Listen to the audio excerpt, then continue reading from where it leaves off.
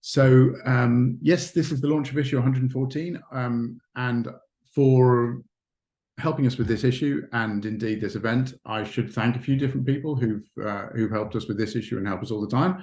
The Arts Council of Northern Ireland, the Arts Council of Ireland, Belleville City Council, the Department of Communities, and of course Photo Museum Ireland, who are co-hosting this event with us. We have a fantastic issue. As I mentioned, the issue is home. I'm not going to describe everything in it because it's a cracking issue, but I would particularly mention a few of the items in this issue. There's a wonderful interview with an inventory clerk, which is something I've wanted to have in the magazine for many years, and my colleague Chloe has allowed this to happen. This is somebody who documents houses when tenants move in and out, and it's full of the most amazing photographs of people pointing at light switches where there's a slight crack, which otherwise you would suppose was conceptual art, but is in fact sort of day-to-day work for a certain type of photography. I have interviewed Danielle Patton, who is the curator at the Museum of Home, and there's a fascinating discussion about the idea of home and notions of privacy and these kinds of things, which is very relevant for the rest of the issue. We have three wonderful portfolios. The artist responsible for one of them, Lydia, I will be speaking to in a minute, but I should also mention Dorga Berg's portfolio and this amazing set of pictures from the Shannon Development Archive, which is the building of a new town in Ireland some decades ago. Amazing archive pictures from those all go together to make a fascinating package. I should mention a few other items of Source business. If you haven't received this issue yet, you in the post, or if you have not yet subscribed, then and you want to see it in all its papery glory, then if you can subscribe on our website, or you could buy this individual issue if you're particularly interested in the subject. And it'll be in shops. It's either in the shops now or it'll be in the shops in the coming days. I should mention a couple of other things. If you're a student and you're finishing your degree or your MA, then Graduate Photography Online will be, the deadlines for Graduate Photography Online are in the middle of May for BA students and in August for MAs. And if you're a writer about photography, then we also want to hear from you, and the Writers' Prize deadline is the beginning of August. So if you want to write about photography and contribute to Source, then that's an opportunity for you. And if you want to get a flavor of some of the previous entries, you can see them on our website. And I must say, it's a great selection of small pieces about photography, which I think you're sure to find entertaining. And a number of the contributors to this issue are people who have contributed to the Writers' Prize in the past. So it's a way that we genuinely find people to contribute to the magazine. But without further ado, I should introduce my guest for this evening, Lydia Goldblatt, who, as I said when I spoke to you recently, I remember from 2014 when we first reviewed her book, Still Here, and there was a wonderful picture of what I assume is a dead bumblebee. I would tell my son it was a sleeping bumblebee, but I think it was a dead bumblebee on a windowsill, which I've often thought about since then. So Lydia, we're going to talk about your new work, which features in the magazine. So hello. Hello. So could you tell us a little bit about what you did after Still Here and before you produced this work? Because it's had quite a long gestation period, I think it's fair to say. Yes. Firstly, thank you very, very, very much for inviting me to speak to you this evening, and also for featuring the work in the magazine. It looks glorious alongside Jess Trainor's writing. So that's a delight for me. What happened after Still Here? Not everything, just how we got from there to here. I made another body of work called Instar, which I think I did for a few years off and on, but brought together from about 2015 to 2016. And I did a residency at a place called the Florence Trust in London, which gives you an amazing studio for a year in a church alongside 11 other artists. So lots of peer-to-peer support and lots of kind of cross-disciplinary practice. And then I had a baby. Then I had another baby. And a lot of family commitments outside of the children and a pandemic. I think that's where we got to, pretty much. That's quite a full roster of things to keep your hands full. How did those things, how did your photography continue through that period, or not, as the case may be? I think when I had my first child in 2016, and I didn't pick up my camera for a really long time, partly because for me, I found that having a child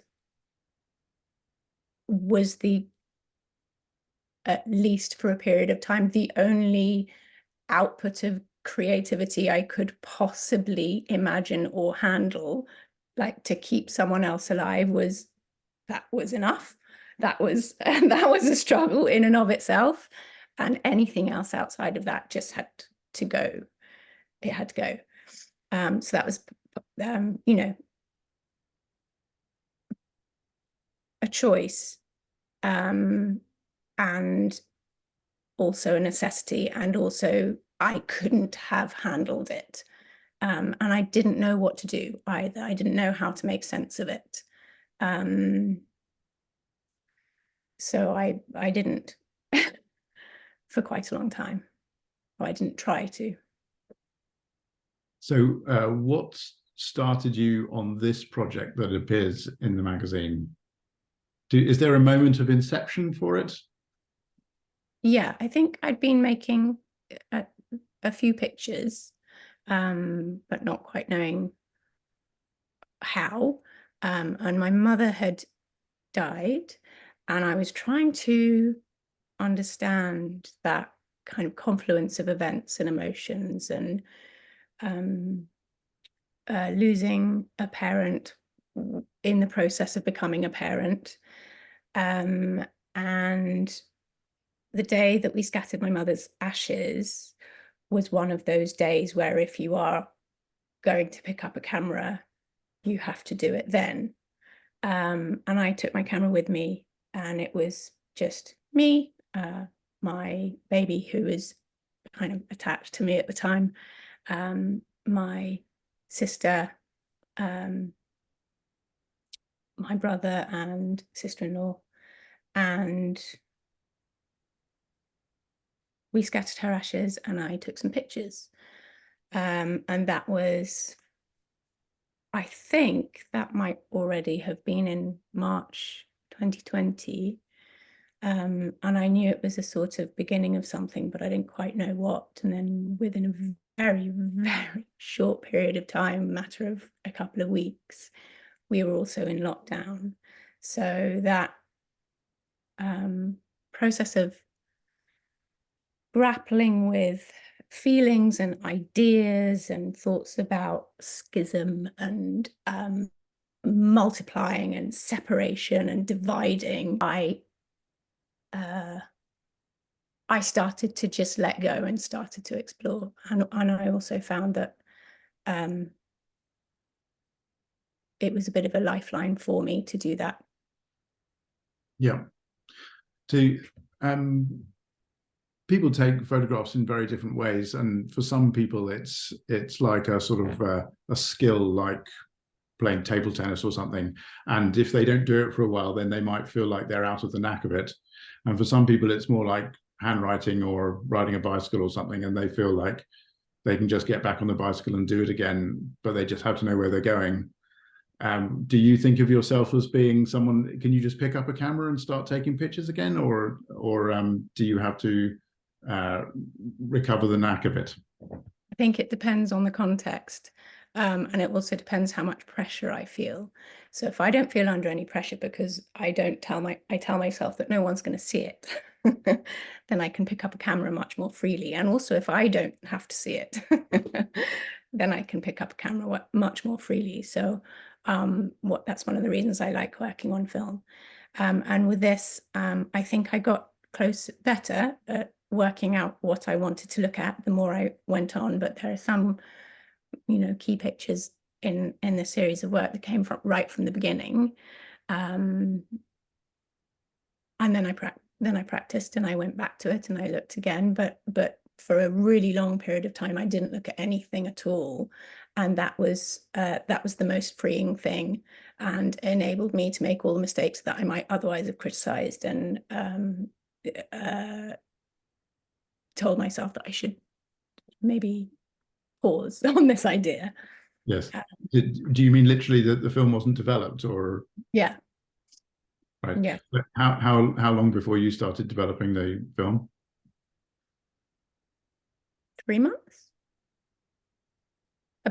So there's a picture in the book of a box of film about to be sent off. Well, it's a box of film, and actually what that is the box of film that I'd accumulated in that amount of months that I was about to send off. For trouble life. If you ain't never had that shit, fucking create it.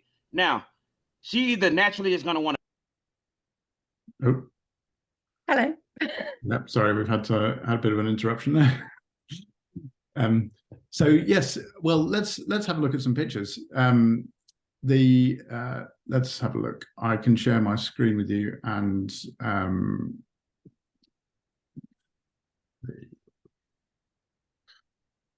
okay, can you see that okay? So yeah. This is the first image that we were going to talk about. Maybe we could start by saying a little bit about the title of the work, which is Fugue. What does that meant to make us think about? The word fugue has a couple of different meanings. It has a musical connotation, which is a fugue is a composition built of multiple strands that are interwoven and repeated, thereby creating a more complex musical narrative. And it also refers to a loss of self and memory and a dissociative state. So that was a really helpful thing. It was a very helpful word for me to encompass a lot of the meanings and the ideas that I wanted to explore, and to be able to think about the different strands of time and memory and the people in this work who are not necessarily visible, but sometimes are, and then the repeating strands of the domestic, but also obviously the transition of becoming a parent and the loss of self that can accompany that, and the finding of self and redefining of what that might be, all of that. Yeah. So, I mean, we're connected with this picture with a sort of sense of mortality, and it's quite a somber picture. Do you think about the work as having a sort of somber feel to it? I do. I think I'm a little inclined that way. But because it goes through different moods, I think, and there's a lot more when you go through the rhythm of the book. There's spaces of kind of lightness and joy, as there should be, sweetness, humor, but it's embedded with this sadness as well, and beyond sadness also at times rage and a lot of difficult emotions. So I can't talk about any of this without acknowledging that I hold really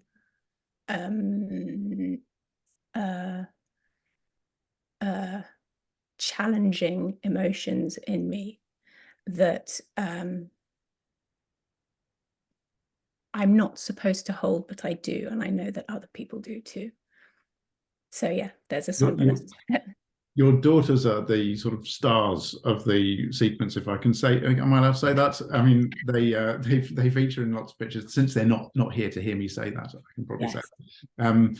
They appear in lots of the pictures. How much were they involved in sort of creating the pictures? In this instance, whose idea was this? Well, it doesn't always happen in the same way. I use a few different strategies. Some of it is observing and some of it is constructing, for a start. But this picture came from, so the bone that sits on my daughter's face is something that, on her eye, is something that she found, and it's a treasure of hers. In the way that children do, they find incredible things in the street, and that would normally get ignored by adults, and they become a source of fascination. Do you think about the individual pictures as having sort of titles, or how would you just describe this picture? You mean in terms of its title? Yeah. I've called it Bone. I'm not very good at titling things, so they don't come titled. I usually find a title for them when I have to at the last stage. So some of these are titled, and most still are not, because I haven't had to give them one. I haven't had to finalize it in that way. But I think the way I have been titling them is mostly quite simple. An occasional word that comes in is a bit of a anomaly, like one image is called Supernova, but they're called things like Bone and Lick and Flame, and there's a picture called Eden in the Garden, and they're somewhat descriptive of an element in the image, but also in the single word thing, they hold their own weight or something. I'm not sure. Yeah. Let's have a look at the next picture.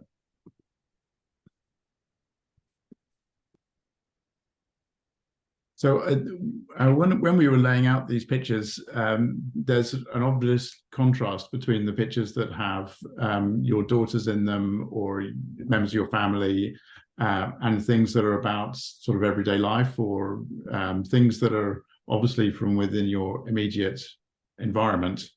And I suppose it makes me wonder how much your process is an observational one, that you spend a lot of time in this room maybe, and that you come to discover that this is a picture that you could take.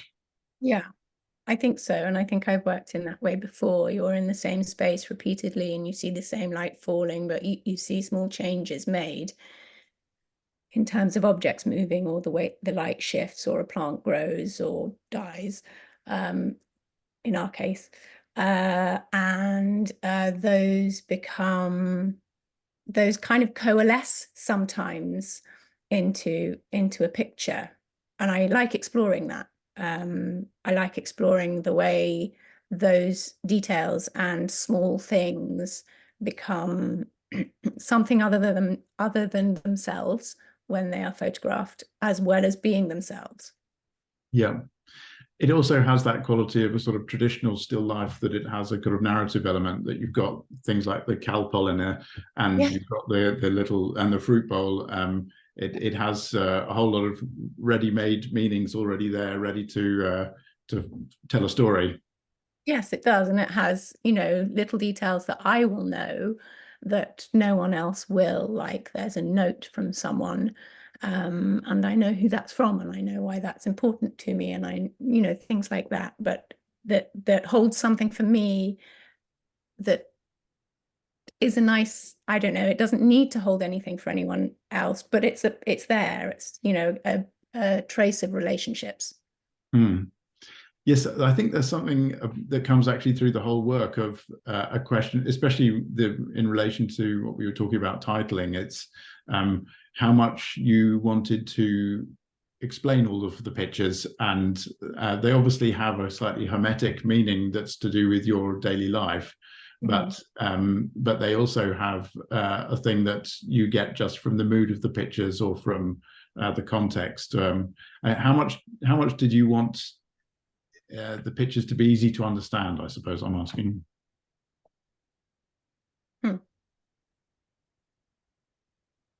That's a really hard question for me to answer, because I can understand them, but I don't always know what translates through them. I think it's in there. I know there are things in addition to what a viewer might see that only I might understand or feel, but I think it holds it. It's kind of a shimmer within the within the pictures that comes across. I want that resonance. And I think they just do that. I do look for that, and they do that. But I suppose I don't take very many straight pictures. So they're not so legible in that way, but they're also clearly visible, clearly, yeah, you can read them, I think. Yeah. The other thing that is true of this picture, but also many of the other pictures, is that they're sort of they're obviously beautiful in a way, that you've chosen a moment where it's got sort of exquisite light, and the way that you've framed things is very pleasing. How much were you conscious of the sort of artfulness of taking these pictures? I think that was something that I have to be quite careful of in making this work, because light obviously is my source as a photographer. I need it beyond anything else. I need light. But using light in the way that it comes through windows softly in this country at particular times of the year, it can be really nostalgic and can be cloying.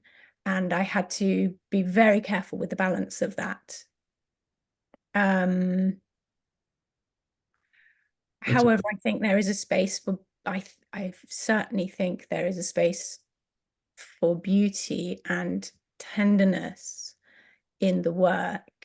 And that partly comes through the light and through the dark. So I need the light to kind of sculpt those emotions.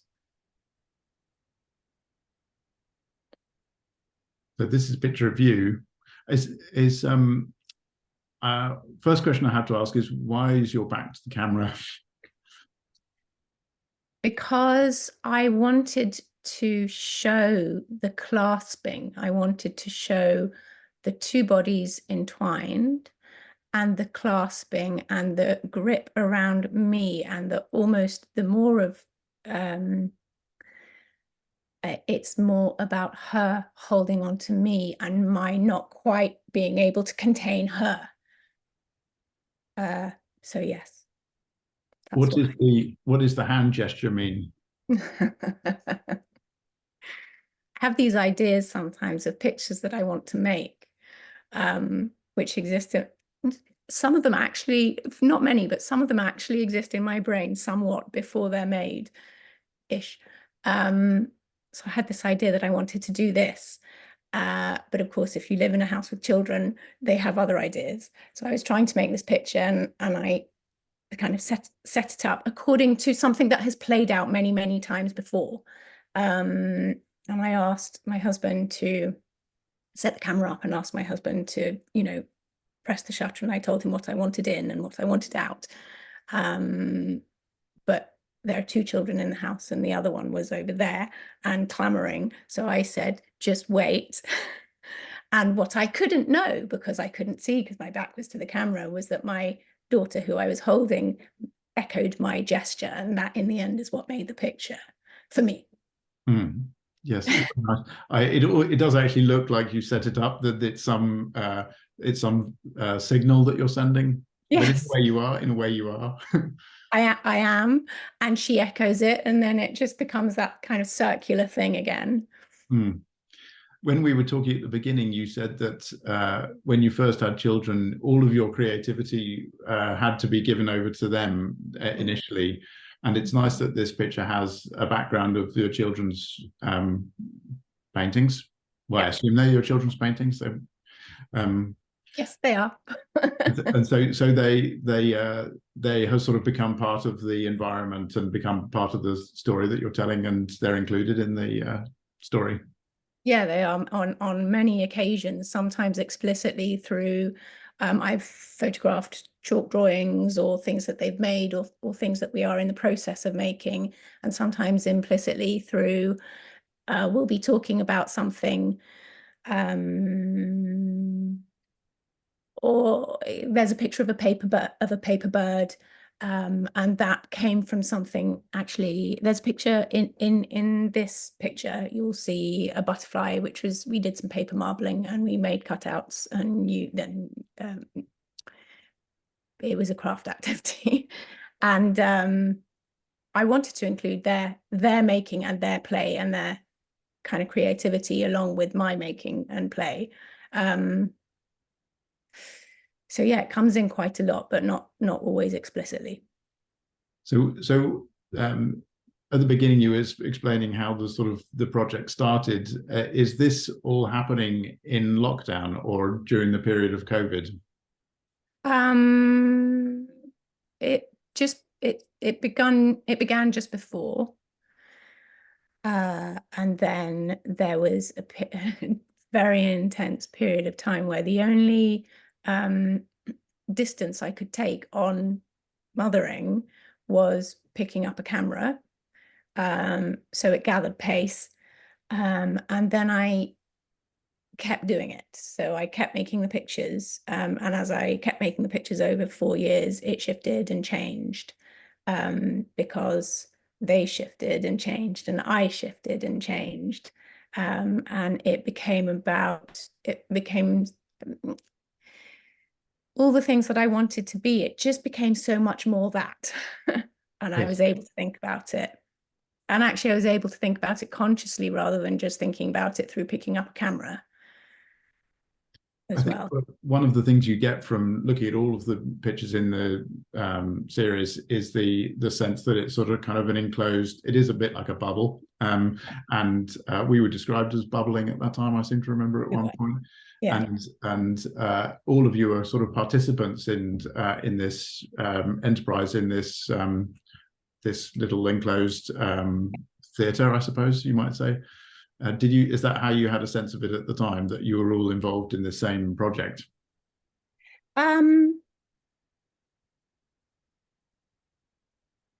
Yes. I think it was obviously led by me. But yes, I think what I took pictures that were not at home and that were in other places and other environments, and I eventually decided that this kind of focus of this place that we were all part of had to just be the core of it, and everything else kind of slipped away. I'm not sure if that answers your question. Yes, it does. Yes. This next picture, I think the question of sort of the enclosed bubble, I suppose I was leading up to this image here because although it's a very enclosed space and has only a certain number of props and a certain number of people that you can photograph, well, that's the impression you get from the outside. It draws in the rest of the world in other ways. And you mentioned this picture in relation to that. What's the significance of this broken statuette? Well, I did a lot of writing for the project, and I also, which was about some of the things that were kind of within and underneath the images themselves, and a lot of the people who I could no longer photograph, but are in the work, like my mother, my father, my grandparents, I wrote about, and I photographed objects that belong to them. So this is a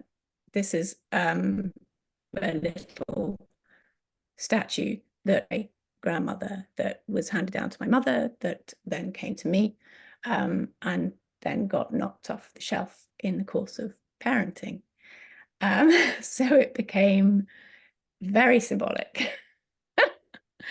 And it allowed me to bring all of those people in, and also to reflect something about the hurt that I think I was going through, and I think so many other people, so many other parents have felt. Yeah. Is the process of discovering these pictures transformative for you? Is that part of what the process has been, a sort of self-discovery? Yes, I think one of the things I've been trying to grapple with in making these pictures and writing this work is where am I in it? And it's one of the questions I've been asked as well. And it's the obvious question, and it's also impossible to answer. So it's transformative and it's revelatory, but I can't give you an answer.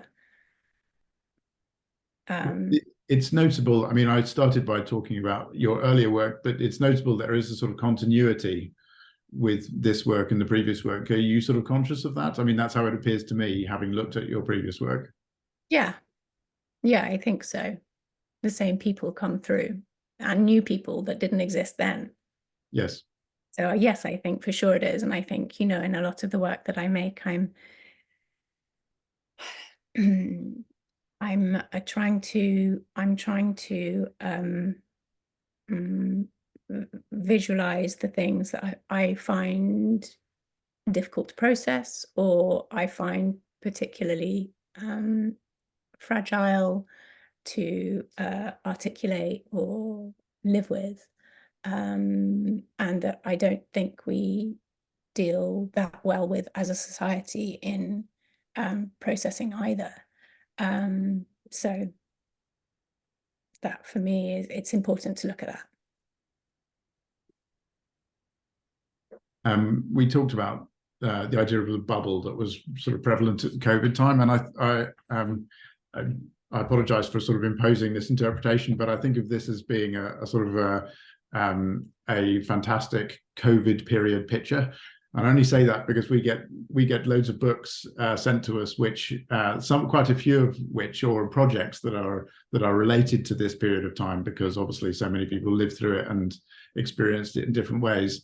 And this is a fantastic, you could make it a sort of emblematic picture of that experience, in that you're both sort of isolated and protected at the same time.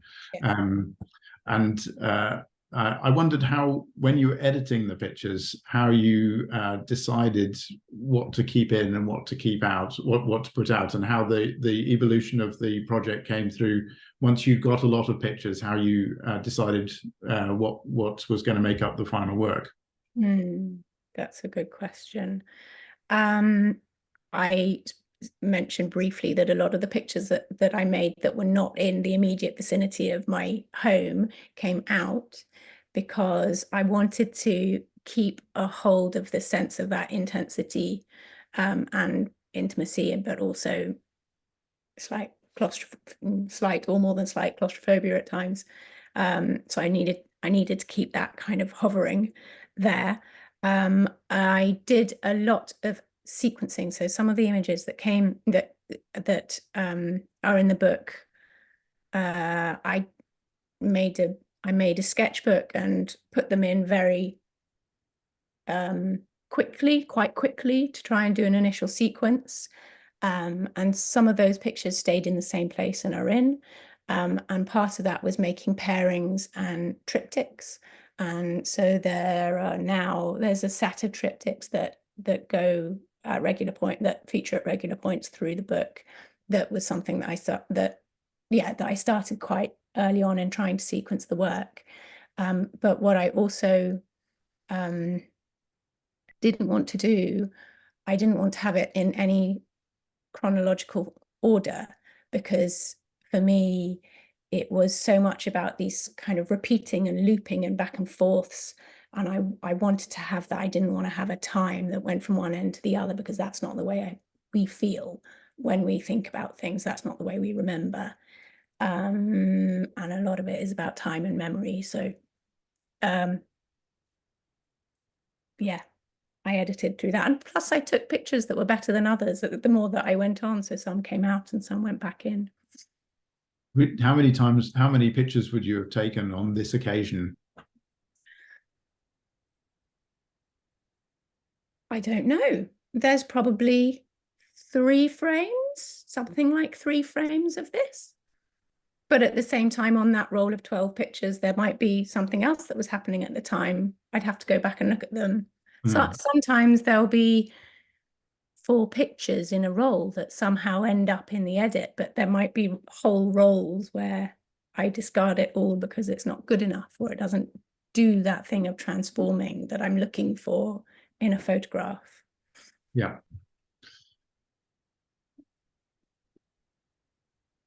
Great. Thanks very much. So the book is coming out in June.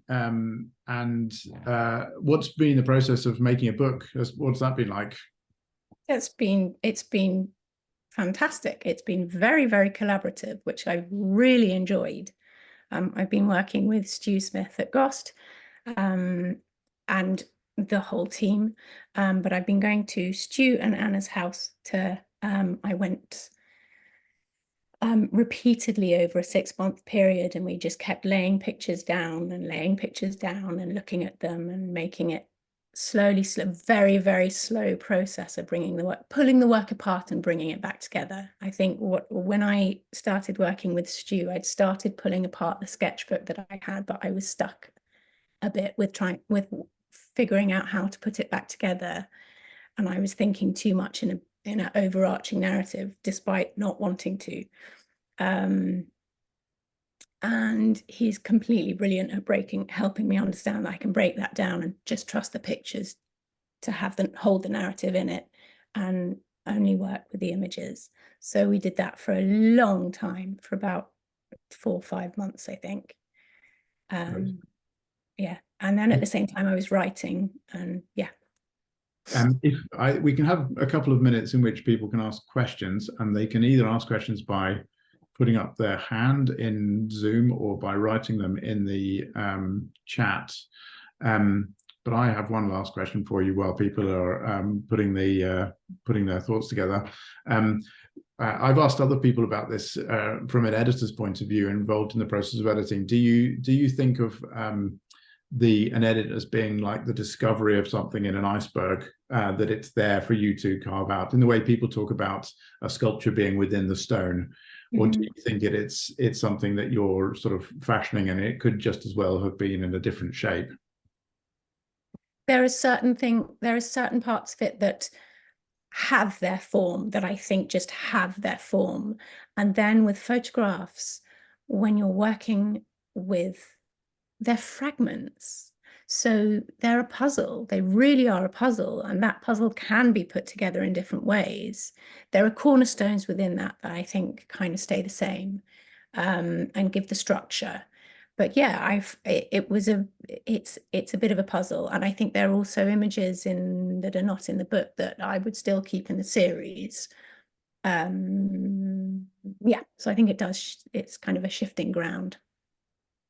And is there are there some pictures which you think of as sort of signature pictures of the work? I mean, I think that the last picture we showed of your daughter in the little tent igloo type thing is a sort of has been reproduced quite a lot of times, and it's quite a nice standalone image. Do you think of other images being sort of signatures for the work? I do, but it's interesting because I think there are some that are signatures for the work that are quickly legible, and I think there are others that are much, much quieter that for me are also signatures for the work, but take a longer time to live with and understand. And for me, really, I'm fascinated by. So I think there are different levels of images that kind of become emblematic of the work. Great. Okay. I think we're probably going to stop there. Thank you very much, Lydia. That's a fascinating conversation. to see more and see the work itself, have a look at the magazine, and the book itself will come out in June. That's right, isn't it? Yes, it will come out in June. Sorry, I suddenly realized there's a chat. Yes. So thanks very much for telling us about the work, Lydia. It's fascinating, and I hope people will get a chance to see it in the magazine and then see the book when it comes out. And thank you everybody for coming along this evening, apart from the few wreckers who interjected a little bit of unwanted music there, but anyway, I'm sure you could have learned something too. Until the next time, I hope you enjoy the magazine, and thank you very much for coming along. Thank you so much for listening and for having me. Bye. Bye.